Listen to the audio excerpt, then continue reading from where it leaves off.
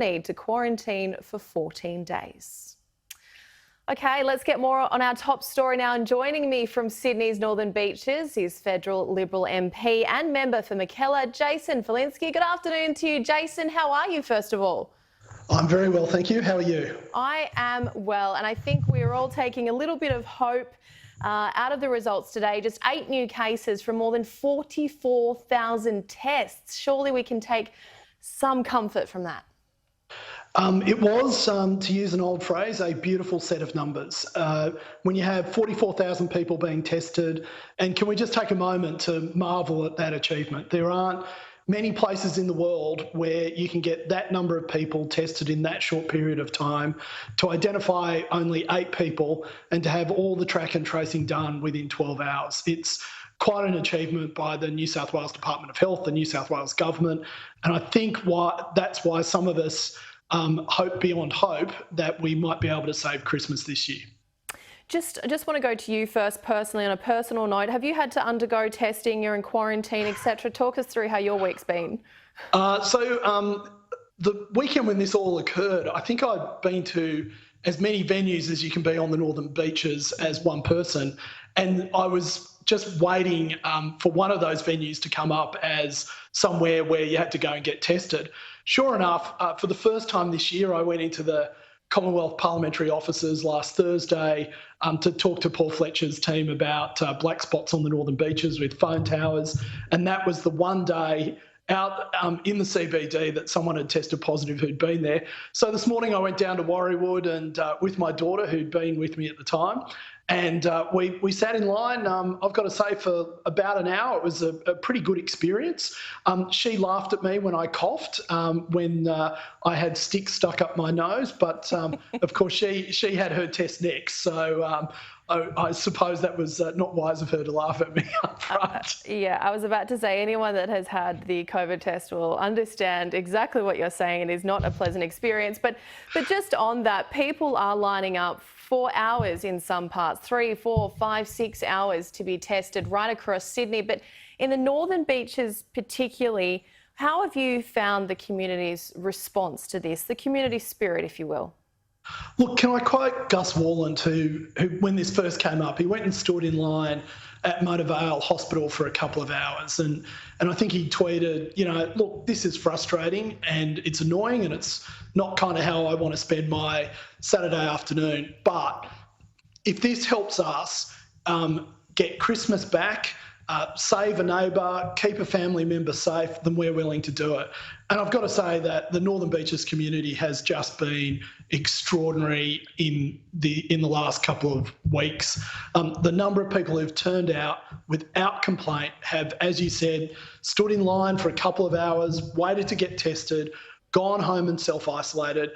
For people who are calling for mandatory mask wearing, I mean, Gladys Berejiklian and Kerry Chant only had to say, look, we recommend you do it. And from what I could see, there was straight away 100% compliance with that suggestion on the Northern Beaches. We live in a fantastic country with some extraordinary health resources and amongst some extraordinary people who have done so much so right to make sure that we can get this outbreak under control. Just on that, I believe Brad Hazzard said this morning that he's answered this question at least a few hundred times, but do you think that masks should be mandatory for beyond the Northern Beaches of Sydney at this point in time? Well, look, let me make 2 points. The first point is I think that politicians and actors should actually rely on the advice of the medical experts, because they kind of went to university and have studied this for quite some time. And I'm always amazed at certain politicians who tell us to rely on the science of climate change but don't want to rely on the science of the medical advice when it comes to epidemics. The second thing I would say is that we've seen both here and around the world that when you ask your citizens to comply with a suggestion, they buy into that. When you make it mandatory, then you find that people tend to arc up.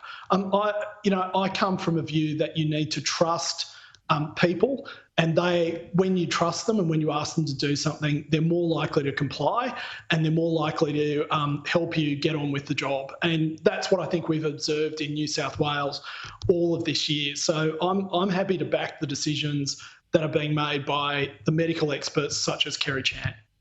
You can certainly appreciate, though, I'm sure, that some people find it difficult to just trust everyday Aussies in the wake of a global pandemic.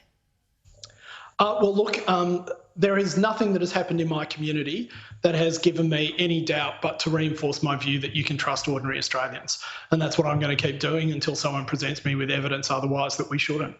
What about moving in regional parts? There's still no talk at this stage. Obviously, we are all waiting to hear what Gladys has to say tomorrow morning about how Christmas is looking for us. But do you think it would be safer to keep Sydney in a bit of a travel bubble at this point in time to protect regional parts of the state? Look, we have to be driven, that decision has to be driven by the science, by the medical experts and by the data. If the data continues the trend that it has today and over the last few days, and the testing numbers remain where they are, then you would have to be pretty hopeful that Sydney should be, or people of Sydney should be able to go and visit family and friends at Christmas. That's not to get ahead of what happens tomorrow. That's just simply to say that if the data doesn't support a total lockdown, then why would you actually force that on people, especially at this time of year? I heard one of the reporters ask this question during this morning's press conference with the Premier. Christmas is a hugely important day. We love Christmas. Of course, we would all love to be with our families. But are we risking a potential further outbreak or something much more disastrous by prioritising this one day? Look, I don't think that anyone in the New South Wales government would take any risk with the health of the community at large. We are all cognisant of the fact that Christmas is on Friday. As the Premier pointed out yesterday, she knows that in many faiths, Christmas Eve is almost more important than Christmas Day itself. So, look, that is obviously in the back of minds of a lot of people. However, this decision is being driven by the science, by the medical experts, and by the data that comes forward. And I ask those people who are asking those questions, do we really just want to lock people up for no good reason at all when the science, the experts, and the data doesn't support locking people up?